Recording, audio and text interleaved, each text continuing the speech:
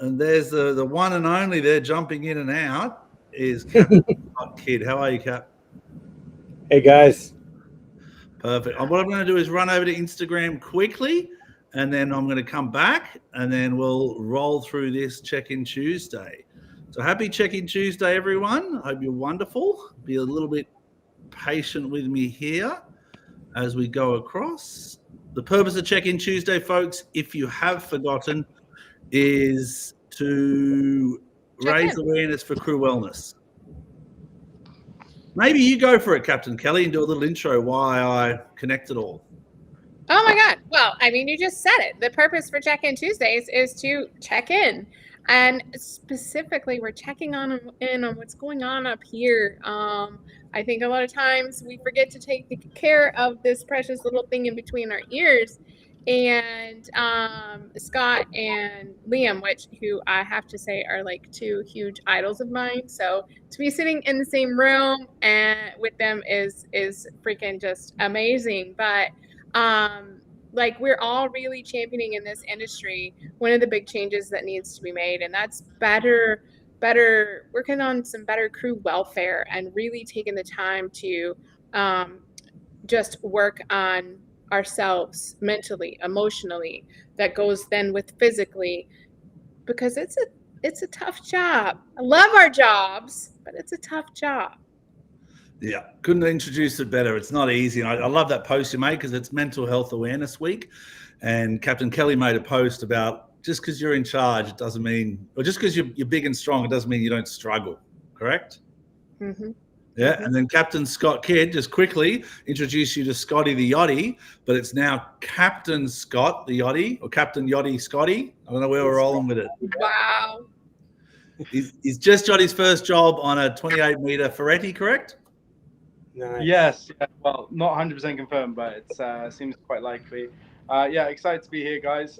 Definitely had my own run-ins with mental health in the past, probably for like the last 15 years myself. And I think, when you experience it yourself, you suddenly become very interested in how to solve this.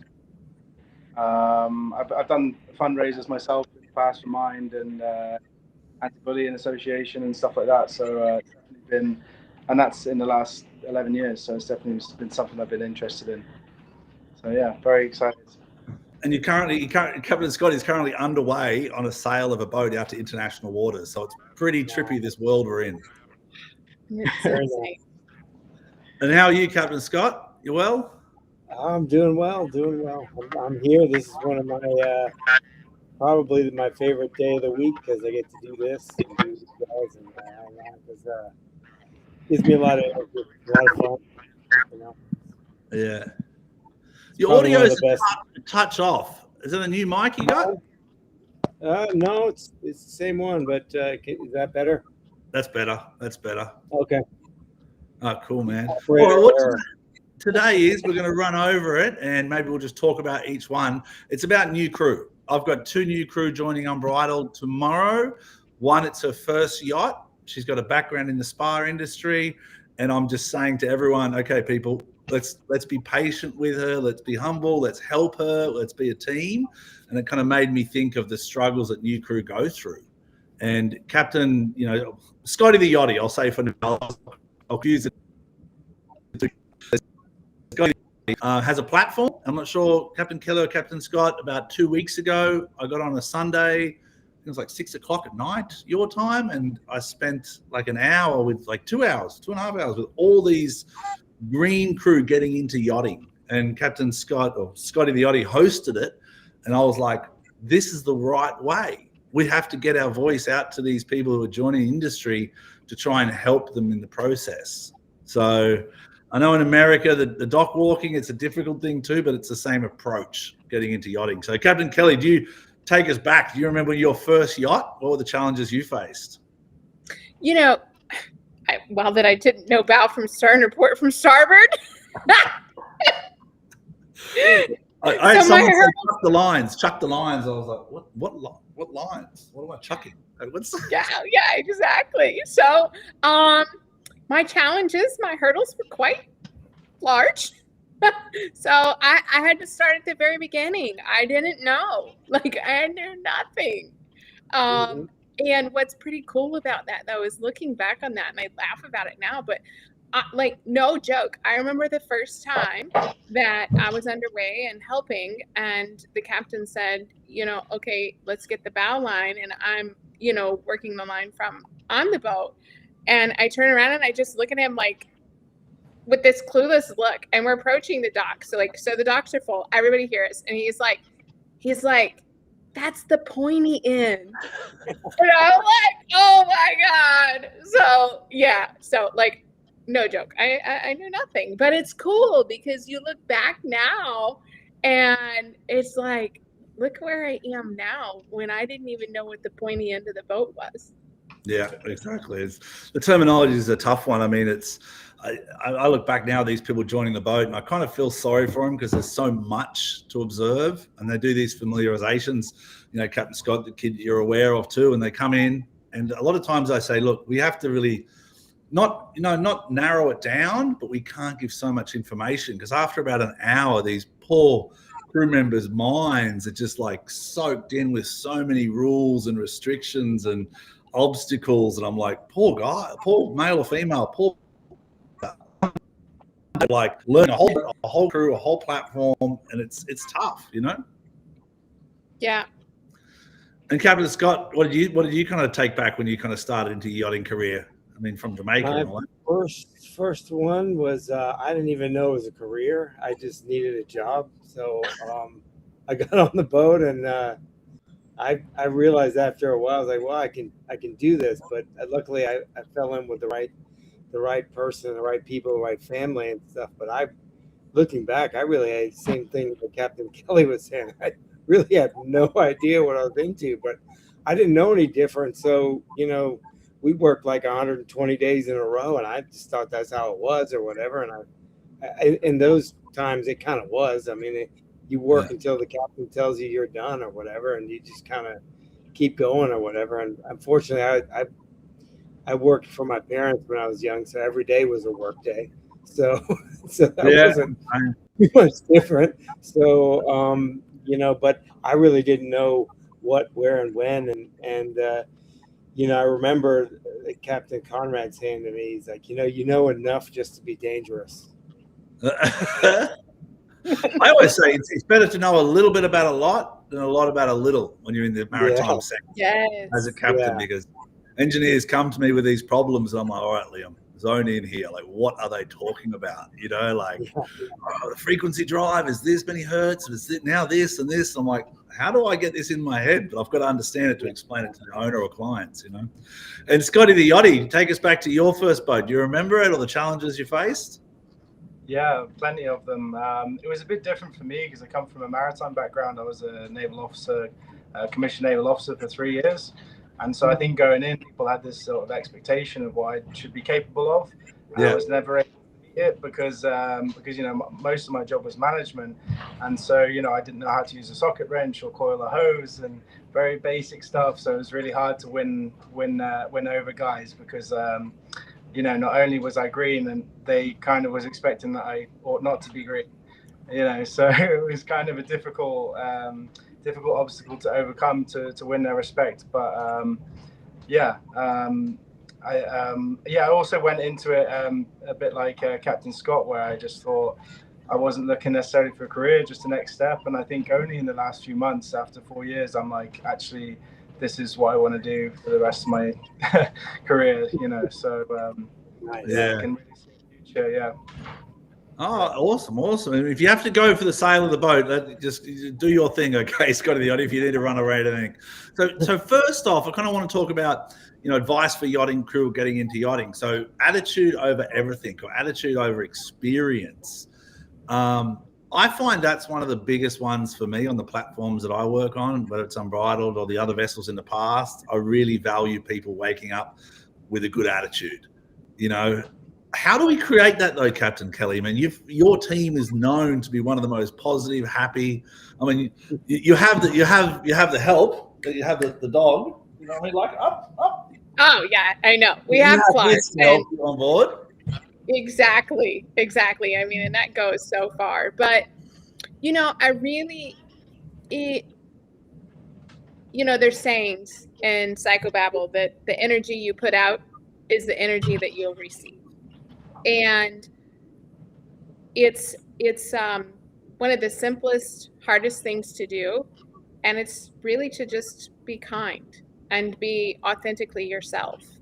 And when you do that, when you wake up every day knowing that you're going to try so hard to be kind, you know that you're going to try so hard to be unapologetically yourself, what that puts out to the universe, so to speak, comes back like tenfold to you. And I think when you put out there that you're kind and positive and happy, that's what comes back to you. And I know that because on the days that I'm not positive, kind, and happy, and I'm crabby, it comes back to me. Yeah. So, I mean, like I said, it's the simplest, hardest thing to do, but really what you put out is what you get back, you know, and on a more technical level, like I run a dry boat, and I think the whole industry knows that. So what's interesting is when people apply to maybe an open position that I have, if they don't agree with that, they won't apply. So it's like the captain really sets the stage and sets the tone. And I mean, look at you fellas. You fellas are so fun and so happy. And so it's like, I'm just sitting here like with this eternal grin on my face. And, you know, so it comes back to you if you put it out there. Also finding your tribe, you know, like Captain Scott and I and yourself are connected. Even Scotty the Yachty, I don't know even how we connected. I saw something that was positive and I was like, you know, this guy's cool, man. Let me text this guy. And all of a sudden I'm on this live Zoom thing with like 18 people and Scotty's going, okay, good advice, Captain Lee. I'm like, okay, how did I get into this room, you know? Yeah, I really like that. I think it started off quite a spiritual and deep analysis of the problem, which is usually how my Zoom calls go, and then ended up being quite pragmatic. And my point was going to be what I discovered. I listened to a lot of podcasts that CEOs generally spend most of their time, if they really have a successful company, in hiring. And I believe that the first hurdle to overcome is making sure you take in the right people, and once they are in, is to bring out the best in them. Because I felt in the past I've been capable of more, but my leaders around me aren't bringing out the best of me, and I'm like, I'm willing to give it, but I just don't feel like it's being pulled out of me, you know. So yeah, or it's being shut down. I mean, I remember like I haven't had much conflict in my life. I really try and be peaceful. But back when I was as a chief officer, I remember one captain, and he was a great captain, but he just had a bad day this day, and his partner was on board, and then something happened, and I was like, it's just not perfect. And he's just like, whatever. I'm like, whatever? What's whatever? Like, what? I don't give whatever. I'm waking up every day grinding 100 miles an hour to give everything I got. And you're telling me whatever? And that was a turning point. I went, you know what? No, that's fine. That's now my path here has gone to this point. I need to challenge myself in a new space. And I left at the end of the season. It was all good terms, but it was that moment that made me realize, no, whatever's not enough. You need to wake up and be positive. You need to keep pushing forward, even on the bad days, you know? And what about you, Captain Scott? You know, what's kind of your take on the advice when attitude over experience? Well, I will take someone with a great attitude over the guy that has more experience any day, just because that person's probably teachable, trainable, you know, and they're going to be able to take in and take criticism and stuff like that. Usually people with a positive attitude take criticism a little better, and a lot of times some people don't, especially because maybe they're insecure about a few things. But you know, a lot of times you need to have that positive person, because when they're there, you know that you can count on that person too, because when you call them, they'll show up, whereas you don't know how the other person's going to show up. If you got a bad attitude some days, not some days, other days, and that's going to affect the rest of the boat, you know. And if you have that person because we've all been there, where you have one person that really kind of has a not so great attitude, and you're grinding through these charters, but then you replace that person, and that next person comes in, and then it's like a night and day. All of a sudden, everything changes. Like that person, like well, where have you been? Like all of a sudden, everybody's able to turn it around because that one person comes in.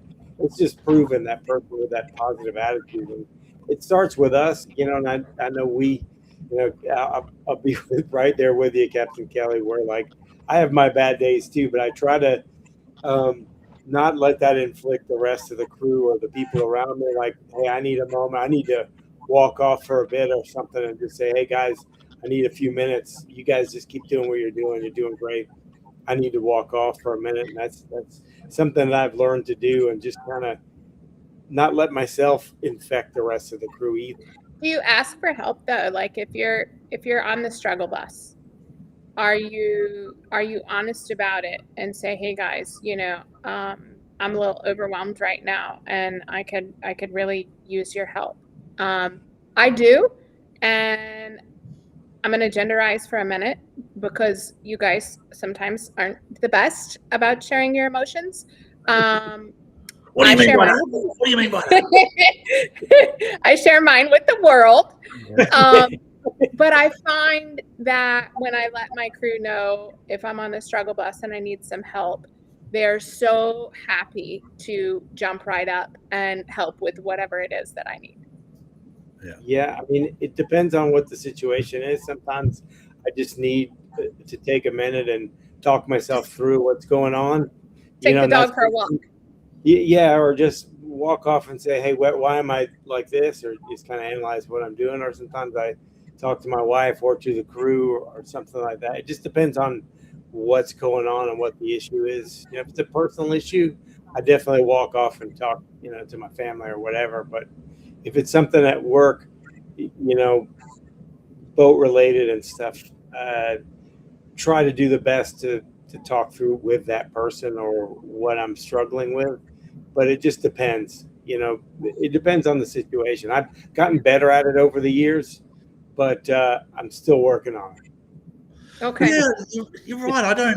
I know when I'm upset, I speak slowly. Like the crew know that about me now, and then I'm like, okay, there's something wrong, Liam, and then I try and just go for a walk. Like, doesn't matter what time of day it is. If I'm on the dock, I'll just go, all right, got to take 5 here, and I'll walk, try and find a tree and look at the tree and go, all right, cool, take a breath. It's going to be okay. But I think it was you, Captain Kelly, gave really sound advice. Like, solve what you can right now. If you can't solve it, I remember last or 2 weeks ago, and it resonates with me now. It's like, I can't solve this right now. I'm going to go back to the yacht. I'm going to be positive again. We're going to work through the obstacles. I can't solve this. This is a part issue that's going to take me 6 months or 3 months, or the lead time's out. Why am I getting upset that the Italians are going on a holiday for summer? Yeah. But that's how I feel. I get upset because I want a standard, and I want the client to be happy, and the owner to be happy, and the crew to be happy. But there's obstacles that I just can't attain. But that frustrates me. That's my frustration, I guess. Yeah. I mean, the value of being coachable, though. So point number 2 is being coachable. And we've got a lot of people joining here. Super Yacht Services Guide and Captain Pilati, Dean Pilati. I've never heard of that. That's another superstar. Yeah, Dean's another superstar. Really? I'm not sure of Dean. We'll have to get him on. Yeah, Dean's good. Rock star. Yeah, you hear that, Dean? The challenge is set out for you now. We're going to send you the link, Dean. We need to get you on, mate. Yeah, exactly. So it's be coachable. Like a lot of times crew, when they're jumping on a boat, I have this saying, I said, like, we've got a system. Don't use change to make an impact. Because so many people join the programs and they go, I know this. We used to do it this way. We used to do it that way. And that rocks the cart a little bit. Because, I've got a deckhand who's been with me 2 years, and all of a sudden someone's coming in and they want to do a different system.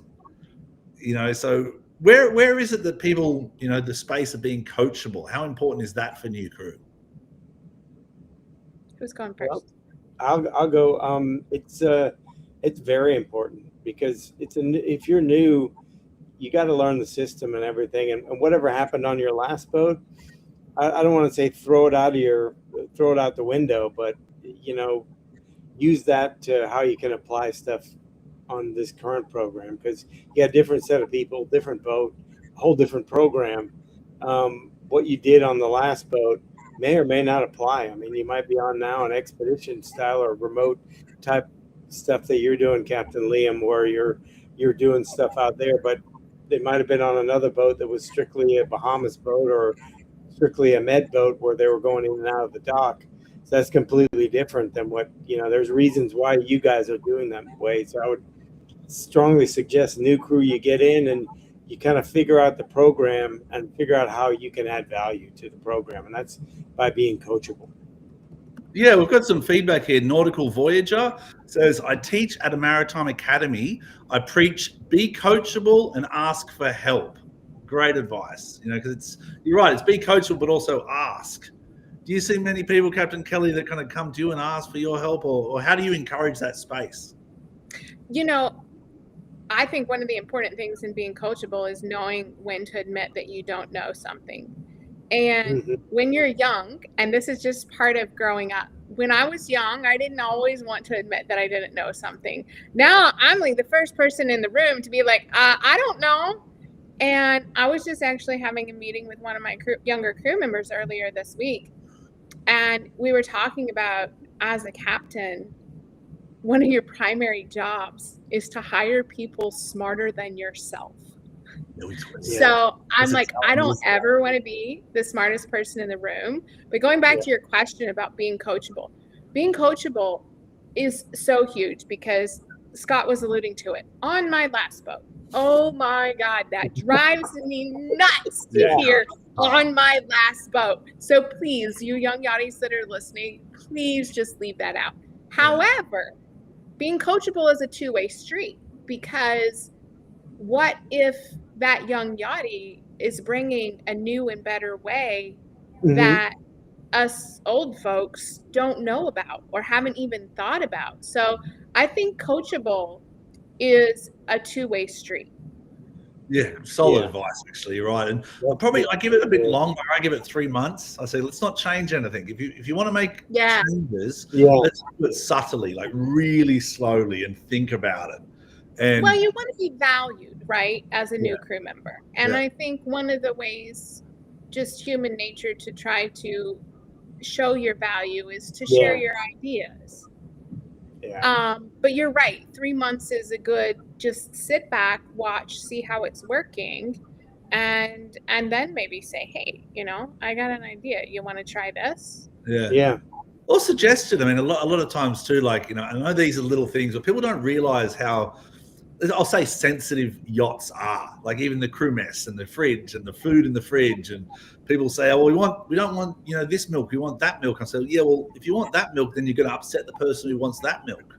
So let's create a system, and everyone, when you join a boat, you put in your preferences. With 14 crew, you're never going to keep everyone happy. So like this, when you join, you put into the system and you give your preferences, and one day, a month or two in, you may see the oranges that you want, or the orange without pop, that you've specifically requested, but it's not going to happen overnight, and then the longer you're there, the more the system adapts. Like I remember one conversation I had once about Gatorade, and the way the Gatorade was mixed was inconsistent, and it created a bit of an issue. The crew, the boys, this is terrible Gatorade. Whoever's making it was a new stewardess, and she's like, and I could just see, I said, look, sweetie, you're gonna have to follow the Gatorade. You're gonna have to follow the instructions. These guys are really specific on the Gatorade.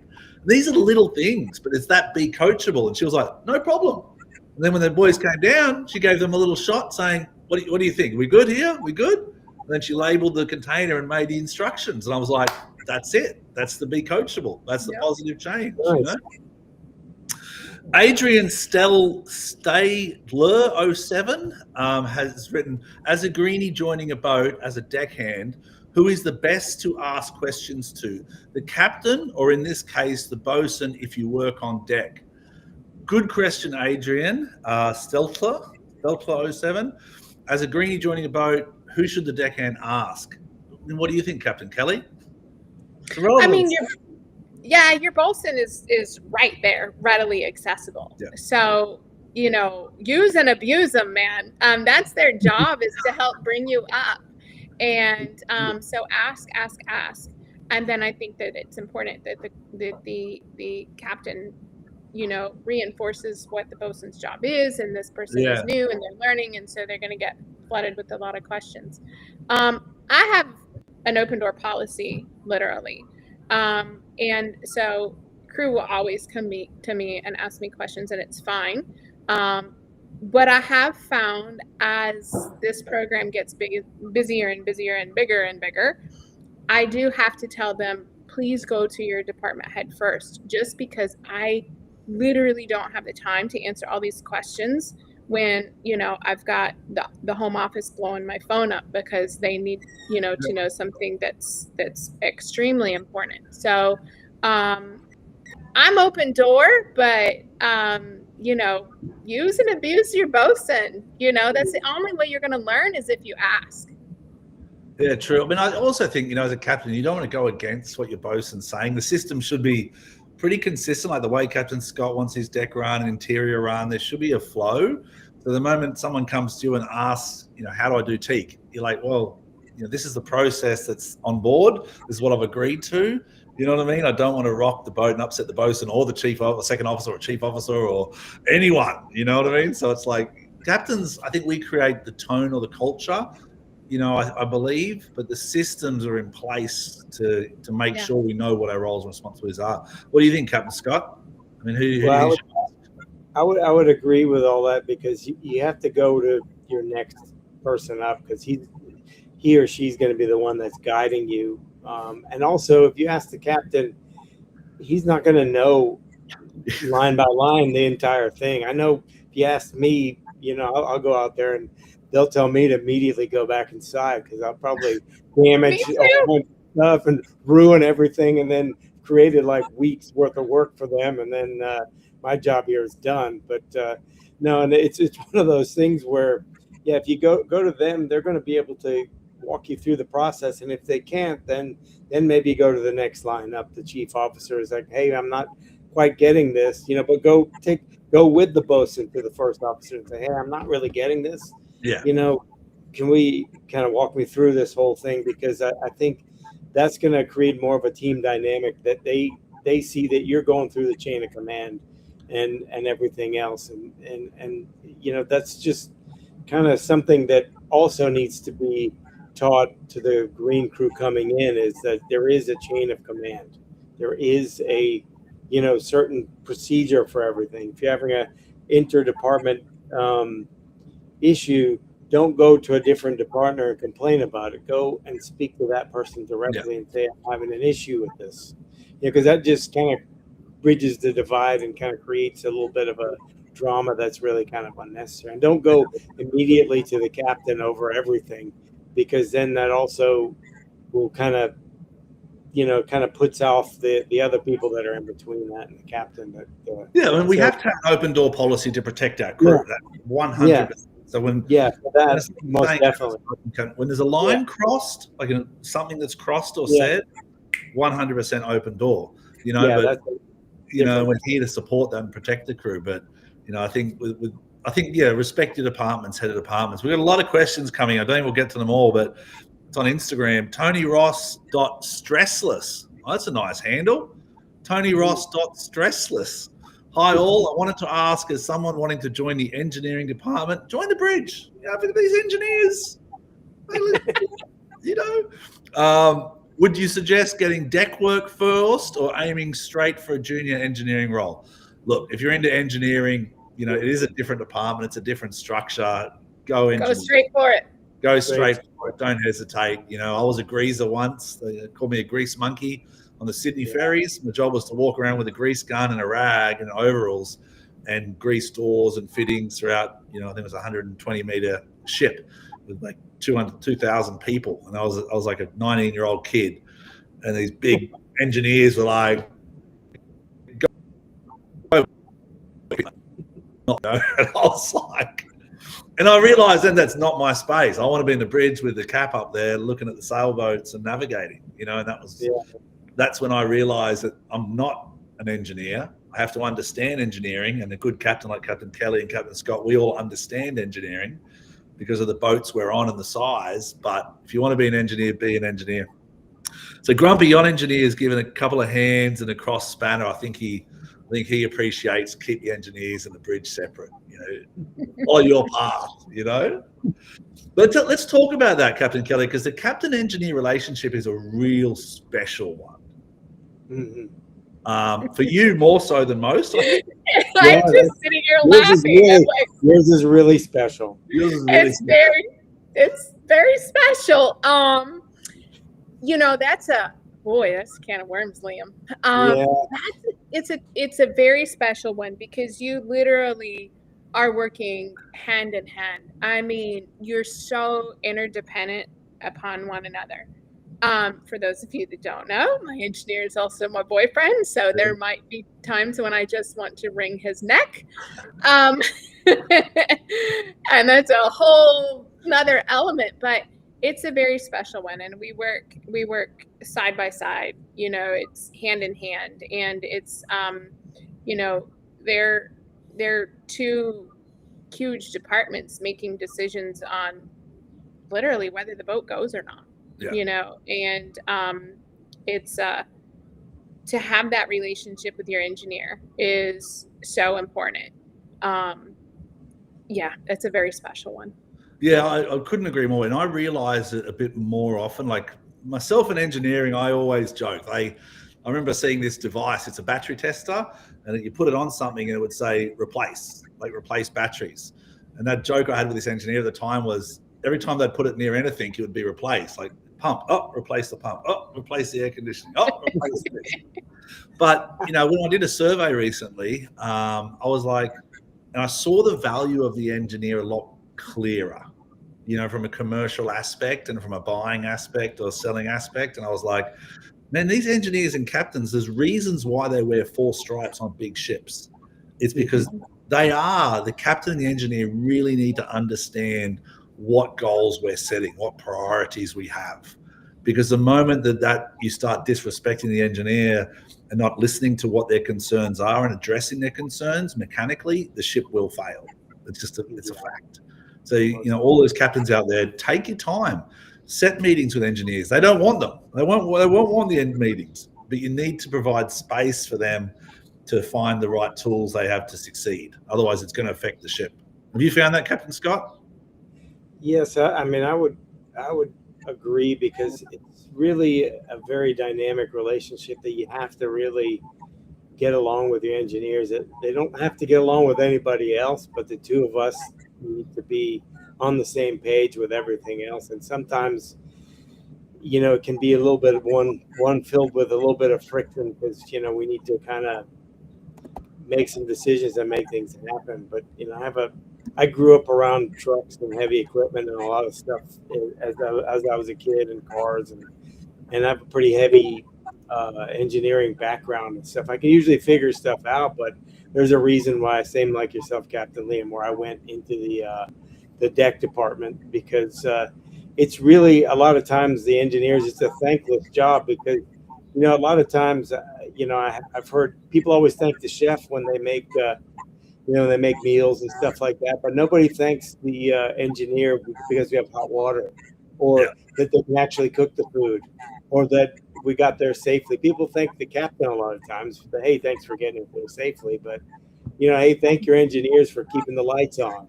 But do that every once in a while, and they'll probably come around a little better, because it's a thankless job because especially in charter, they're there at midnight, ripping stuff apart, putting it back together, because we're leaving at 3 a.m. So, for me, it's one of appreciation, and I give them a little more leeway a lot of times. Maybe I should, maybe I shouldn't, but just because I know, like, they're working the long hours and behind the closed doors. You see the chef cooking all the time, but people don't necessarily see the engineer working from 1 to 4 in the morning while we're underway, or while we have guests on board. Yeah, you're right. The chef gets some applause after every meal, and the poor engineer's down there dealing with sewage, and it's like, no gratitude for that. But, You know what? You're right though, Scott, because boy, I'd be the first person to let Alex know if my shower water's cold. But I don't come out of the shower going, hey, thanks for a hot shower. Yeah. You're right, Scott. You know, Yeah, also an engineer make that abundantly clear to me one time. what's that? Just that, hey, because he told me like in a joke one time, he's like, because he was worked with an engineer and he was second or third engineer, and the chief engineer, the crew said to him, "Hey, you never thanked the chef for making you a nice meal." He's like, "Nobody ever thanked me on this boat for keeping my water hot, Yeah, so there I'm you not go. thanking him. So whatever, I'm gonna eat my meal and go back to my room." You Yeah. know? Yeah. All right. And I This was is like, "Well, this is loving our engineer day. I think we should have an yeah, yeah." international love our engineers day in honor of Captain Yeah, Kelly, of yeah. course. Yeah. No, we're talking. We got another couple of waves here from Xanthi Lillian. Sorry about that, Xanthi Lillian. She's passing on her regards too. But you know what we're talking about now is mastering the basics for new crew, and that's really important. You know, crew that are coming in, there's so much to learn, but master the basics. As simple as how much soap to put in your bucket when you're washing down, or the laundry detergent process. Master the basics. And I think, you know, when you're joining a program, people see that. Like I see the respect. I see when a deckhand tips in like 2 or 3 gulps of detergent and foam goes everywhere. And I'm like, you know, I think of my fish. I'm always thinking of my poor little fish going, can we not use detergent? Can we wax more and rinse more and baby shampoo because it's pH neutral? Like this is my mind rattles when I see people go glob, glob, glob. But they're my problems, you know. So, you know, how important is mastering the basics, and how can we create that space, Captain Kelly, when you have a new crew member joining? Well, there's 2 things popping into my mind. One is if you're on time, you're late. So showing up 5 minutes early, we notice it. Oh, do we notice it? Yeah. And it just goes to show like if you're early, just a few minutes early, it shows that you're just really aware, you care, you want to be there. You know, you're saying making sure you look the part, you know, don't show up like, you know, walking out of the room still half dressed and brushing your teeth and brushing your hair. Like show up early, show up ready to work, you know. And then the other thing that is when you're joining a new crew, be willing to pitch in everywhere. And please, for the love of God, do not tell me it's not my job. That Ooh. yes. Be willing to be part of the team. I had a relief captain on for me a month ago, and he said probably one of the most complimentary things to me. And he says, in all the years that I've been on boats, I've never seen a crew that when they're done at the end of the day goes to each department saying, "Hey, do you need me to help you finish up for the day? I'm done." He says, everybody checks in with one another on this boat. He's like, I've never seen that. And I was like, I wouldn't want it any other way. You know, like we're part of a team. Just because, you know, you got to knock off early, you know, go check on the rest of the guys. And so, I mean, it really is cliche as it sounds, is being a team player. Yep. Mastering the basics, be a team player. They're the same thing. They bring value to everyone, you know? Yeah. And Captain Scott, when do you get value when you see crew doing the right thing simply? Well, when they're doing the right thing, I would piggyback onto what Captain Kelly was saying. Show up early, show up often, but even before you get the job, you know, I had a crew member say to me, "How do I get a job on the yacht? I've been day working for weeks now. I haven't got anything." I said, "Well, what time are you showing up?" "Well, usually about 10 or so, you know, this and that." And I'm like, "Well, you're not going to get a job that way." I said, "You need to show up looking sharp at 7 o'clock in the morning. You see anybody walking around with a cup of coffee, go immediately and talk to them, say you want to work right now, you know, and all that stuff. And show up early, show up often, be the team player." And, you know, we used to have a saying that if one person's working late, we're all working late. And that's something that you need to definitely address, because building that team dynamic goes much further. Show up where you can add value. You know, if you see somebody struggling carrying stuff, or the provisions show up, be the first one out there. Come, you know, show up like you want to show up in life. Don't be there and kind of not ready, looking on your phone, like Captain Kelly was saying. Don't be that person, because that's just going to show that you really don't want to be there, and that just kind of is a bad look. Clean, just be that. Show everyone that you know how to be a team player. I mean, just that's so important. I'll take that. The person with a positive attitude that shows up early, that has no idea what they're doing because they want to be there. That wanting to be there attitude will go 90%. That'll get you there 90% of the time. Absolutely. We've got a couple of, shout outs here too. And everyone, don't forget to donate. I'm not sure if that QR code is where I'm pointing. We're doing the weekly. You got it. That's right there. You're there. You got it. That's for that. Over there. That's for matter. yeah. That's for that. The Yachty Minds Matter. It's our weekly yoga. But donate. Yachty Minds Matter. Be a part of the solution. Be a part of the solution. Yeah. Every little bit helps. Even a cup of tea or a cup of coffee. Instead of buying it, take one on the boat, make it yourself, and donate $5, because to provide a solution for people who are out there with struggling in a situation, that's what Yachty Minds Matter is for. Is that correct, Captain Kelly? Yes, you hit the nail on the head. And so those of you that are young and new or old and been here forever, if you don't know Yachty Minds Matter yet, what that is an organization that I founded a couple of years ago now, that for anybody that needs counseling or therapy, it's a one-stop shop. You come, you get it. It's a super easy process. You have a therapist assigned to you within a matter of minutes if you need it. But as with any nonprofit, to keep that running, the lifeline behind that is money.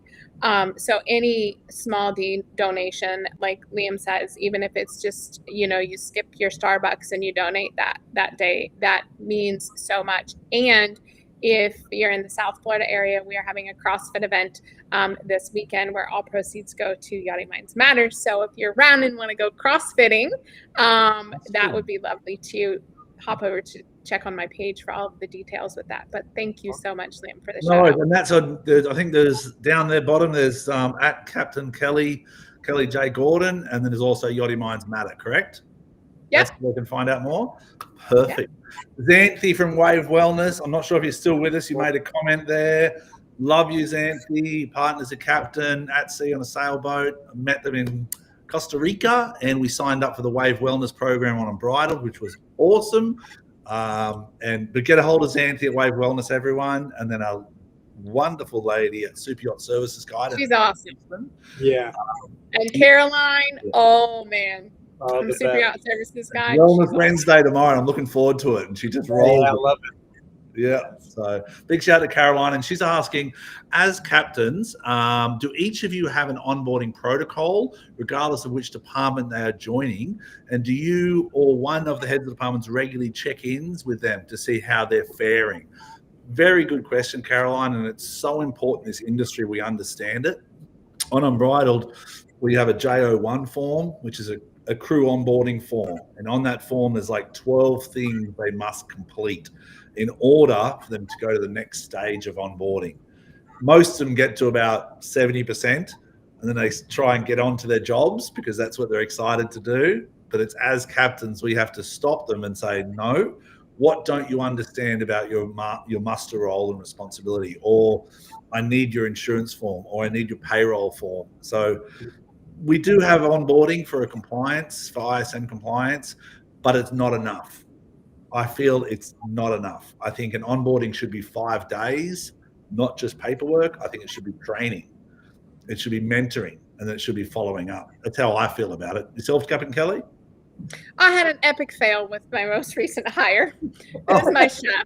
Poor guy. My bad. Learned from it.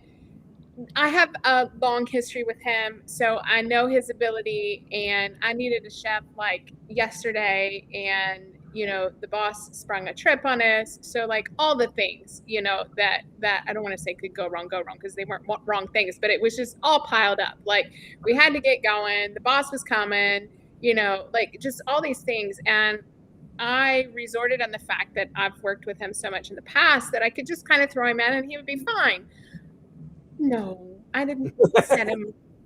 I didn't. And thankfully, he's patient enough that he come to me and he's like, hey, how about the onboarding? And I'm like, oh my God, I was so in my own head with Yeah. everything else. And usually the chief stew helps me with it and the rest of the departments. But I think everybody just got so with the fact that they knew him, they worked with him before, and he was capable, and we had to get going. I did not set him up for success. He did fine, but we laugh about it now. But onboarding is so important. So that. And then the check-ins, that's the other big one, Caroline. You bring a good point. We should go back. I do it 3 months. So onboarding, and then at 3 months, I sit down with the crew member and I go over positives and negatives. You bring 3 positives and negatives, and I bring 3.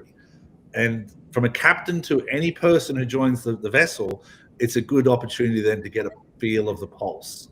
I call them walk and talks. I usually grab my crew every so often, and we go walk down the dock and we talk. We do walk and talks. Walk and talk. That's a nice. That's a pretty good idea. Yeah.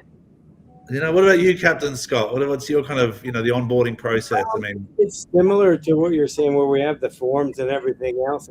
And on my last boat, we were so busy. A lot of times it was tough to check in, but usually I try to follow up with them every so often. I try to check in with most everybody, just kind of quick hello and if they need anything. But I know there's a lot of things that I'm lacking that I know I could do better at. I think probably a more formal follow-up after a month or 3 months, written procedure of hey, what do you think? What do you need? What can we do better? What can we both work on together? I think a more formal process would probably enhance the situation, because maybe they might be on the surface, they might be happy, but they might not be happy with a lot of the way things are being run. But if I don't know that, I'm going to continue. We're both going to continue on the way it is. But I'm always a work in progress. So I'm thinking that, going forward, need to kind of, but I will definitely implement the walk and talk. But usually when somebody, hey, come up to the bridge, let's go for a walk, that usually has a bad connotation. Yeah, I know. Let's go for a walk. You just bring one bag. Bring your bag, bring your stuff. I got your passport. And that's Okay. Digital Sea Services, huge shout out to them. We're doing that Digital Sea Service on Motor Yacht and Bridal. It's an awesome platform which is creating, it's basically going back into your logbook, getting all the sea time, and then giving all the crew access to their own sea time that's automatically updated. So it's designed to help people with their careers. And then we've got Dean, I think. So it's Dean. Is it Captain Pilati? Is it Dean Pilati? Yeah. Mm-hmm.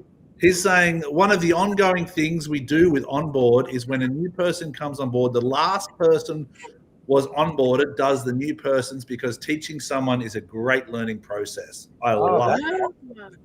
That's why he's the man. That's why Dean is. You're right. He's the man. He's a rock star. Oh, Dean. Where's Dean based out of? Florida or? No, he's in the Med somewhere, I think. Isn't he? Dean, where are you? I believe he's in the Med. Hi, Dean, and we're going to see you next Tuesday, I think. Uh-huh. Oh yeah, we were going to see him next Tuesday. Oh yeah. Look what you've done to yourself, Dean. Yeah, he's going to be changing his profile now. Into the lion's den. Anyway, we're talking and we're talking about, so reach out. Anyone's got any questions, reach out to any of us, the DMs and all that world, or whatever you need. We're here to help. This is about, it is about crew wellness. It's about helping each other. It's about supporting. It's about checking in, because we all have challenges. We all have tough days. It doesn't have to be a Tuesday. It could be any day, any moment. Just ask someone, how's it going? That's the Australian one. How's it going? Or whatever you want to say. Yep. Anyway, respect the team, the program. Yachting is a team sport. No job is beneath you. Support every department, the strongest crew, the best experience for guests and each other. That's kind of point 4 on this for onboarding of new crew. We're talking about new crew. This is 100% a team sport. The chef may get the clap, the captain may get the thank you, and here's the gratuity and spread it out. But there is no one that doesn't have a role to play. And I think the more that people not break down the hierarchy, because hierarchy is so important for safety and structure, but see value in each other.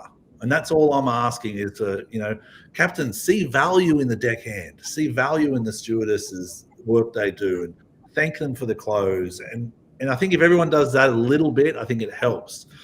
What's your kind of? Do you have any good team building exercises, Captain Scott or Captain Kelly, or how do you create that team culture?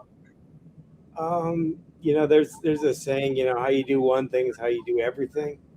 I think that's something that you need to kind of focus on, and just realize what I try to instill in from the junior crew on up to all of them. Just realize the big picture and where you fit into it. You're not just shammying, but you're making it good for the guests when they come on, and how hey, we're going to move the boat again. Hey, maybe somebody else in the area needs some help with what, if you're done with what you're doing. But just make sure that you show up and do very well what your job is, but see how that actually fits in with everyone else. It's not just it's hard to not just get blinders on if you've only been doing laundry the whole time. But that's a pretty important part. Like, everyone needs clean clothes, and and everyone needs food and everything else. But it's easy during a charter to think that it's all really about the food, or it's all about the water sports. But hey, there's a whole nother world going on inside, and see the boats leaving at 5 a.m. again.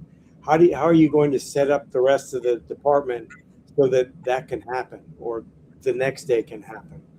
Just think big picture, but do your job well, but think big picture what you can do to enhance the overall service for the people that are on board. Yeah, well said, Captain Scott, isn't it, Captain Kelly? I always wanted to work with Captain Scott. I was like, one day I might just give up the binoculars and go back to being a deckhand. I told you he's been my idol for like years and years and years and years. He's good. And like, I get really flattered. I remember seeing him on LinkedIn. He's probably so tired of this story, and I'm just like, oh my God, this captain and this, like, he drives this big boat, Big and smile. just like, and I was so afraid. And I was like, what if I ever met him? Would I talk to him? He would never talk to me. And like, now I'm like, it's got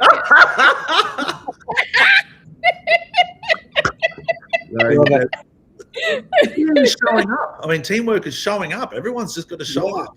Like, you've got to be authentic. Like you're saying, and I love Captain Kelly's approach, is the crew you're building is just be authentic, be yourself, show up. That's the team, Yeah. And and I've often, when it talks about, when you get onto the subject of, after charter, who was the shining star, this or that, or, every now and again you get into those debates whose role is more important than another's.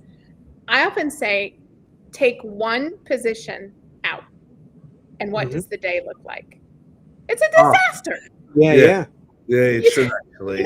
You take the chef away, well, then that's like a serious problem. But then you take the engineer away, well, the thing doesn't start up and go anywhere. And you take the laundry girls away, and we all stink. So like, if you take out one position, like, it all falls apart. And I think when you think of it like that, you're like, okay, like, it really does take every single one of us to make this work. And I would add to that sometimes being part of a team is sometimes showing up when other people can't. Like, if other people are down, hey, so-and-so struggling right now, they're really beat. They were up, they only got 1 hour of sleep. Let's ship in. We all got to make up a stagger. Or, hey, the engineer needs another 4 hours. Let's go help him do his watch or what have you. Or, hey, the other guys are really struggling. The chef's struggling. What can we do to chip in and give him a little that extra half hour of sleep, and we'll deal with the galley and stuff for him. It's a big part of the team is showing up when other people can't. And that's a team. And not being so quick to accuse. This is I had a crew member just not show up for anchor watch, and one of the other crew members came to me, and I was so proud of him, woke me up and was like, hey, who do you want to take this watch? He hasn't woken up. It's because he knew his mate was so tired, and he knew he was exhausted from the day before. He said, look, it's not like him to not get up. He's sleeping through his alarm. Can we just let him sleep? And I was so proud, because instead of being like, he hasn't shown up for his watch, he's not doing this, he's not doing that. He's like, And I'm like, okay, that is a team.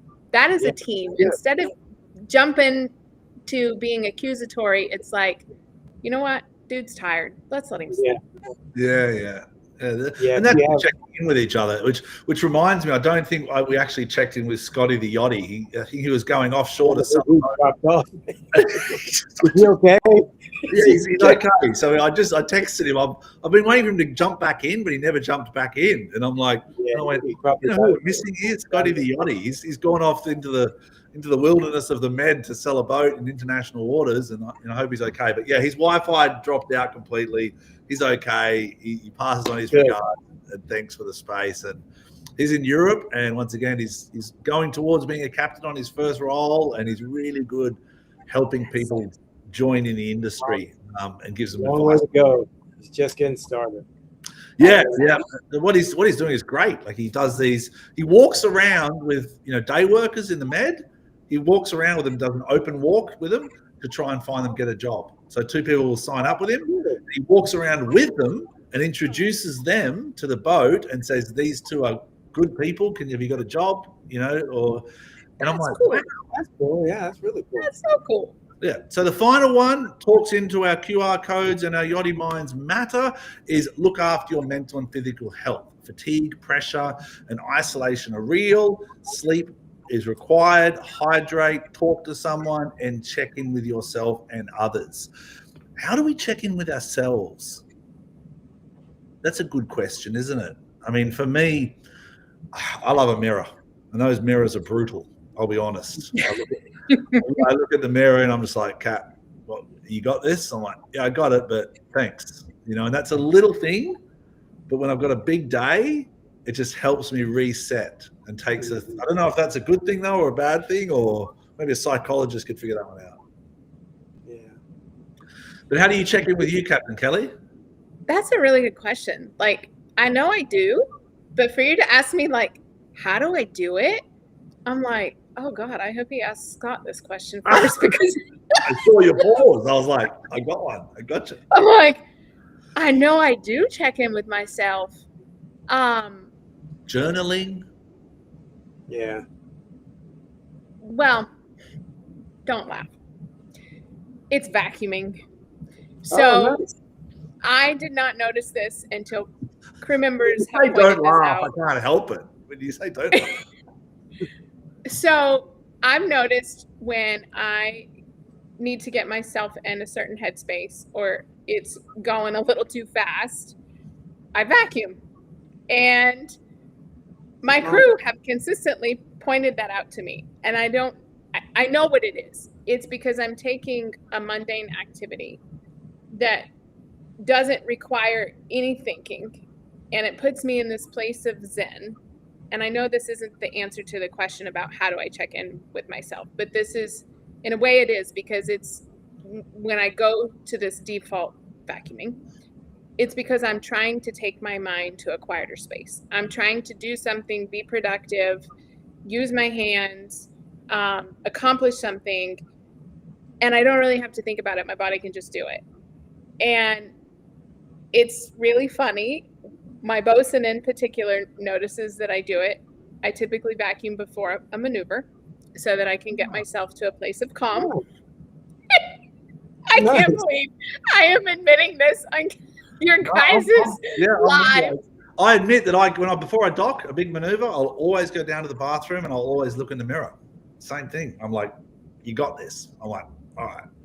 Yes, and it just, I don't know what it is, but check. Like I said, it's not answering. It's like, how do I check in? It's just, I know that this is what I have to do to bring myself down a little bit because this thing up here is getting a little too crazy. Yeah.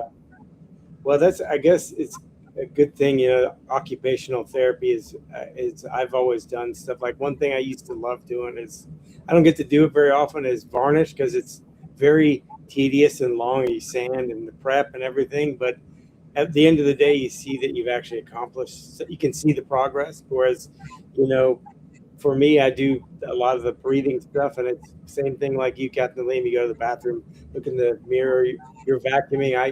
I do these like 3 really slow breaths, and sometimes I catch myself when I'm docking the boat and stuff too. And regardless of what happens, if I just keep breathing slower and slower, the people have told me like the boat could be on fire, but yet you seem to like slow down when everything Yes. gets crazier. And I'm like, well, because I don't know, I guess maybe over the years, just from things I've been through, that I know what to do in the chaos. But sometimes maybe that's why I'm so busy, is when things are not chaotic, my energy goes through the roof. But Ah, maybe that's, maybe you guys just help me figure it out. Then maybe that's why I've been yeah, all these years.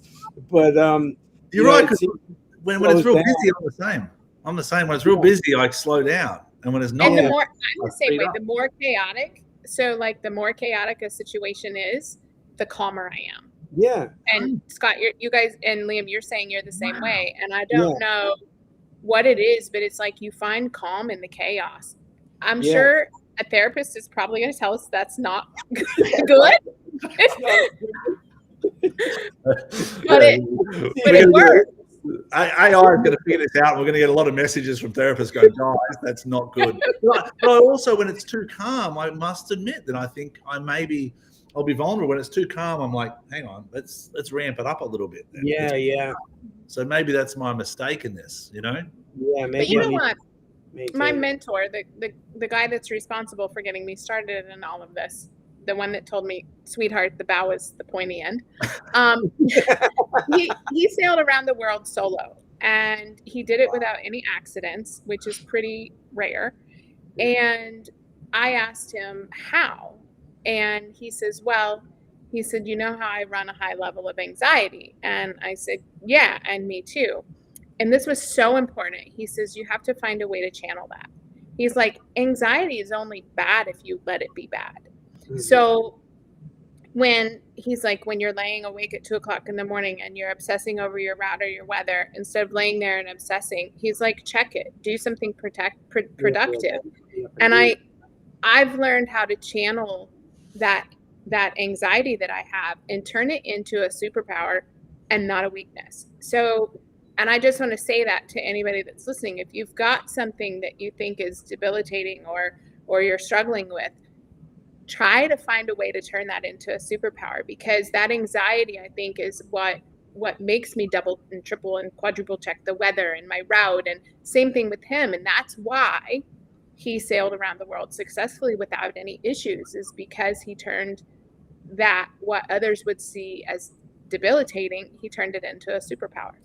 Wow, so insightful. And I got to admit, these weeks help me. I love the check-in Tuesdays. They really help me as well. So, and in finishing with that, we have gone over our time. I think I'm not sure if whatever 102, but it's great. I don't know how we speak for an hour, and I still wanted more. I want more. I know. But keep Dane going on. Yeah. Kerwin is saying it's the same with spearfishing. And an old friend of his used to say that if you're having a bad day, go for a dive and wash your brains out.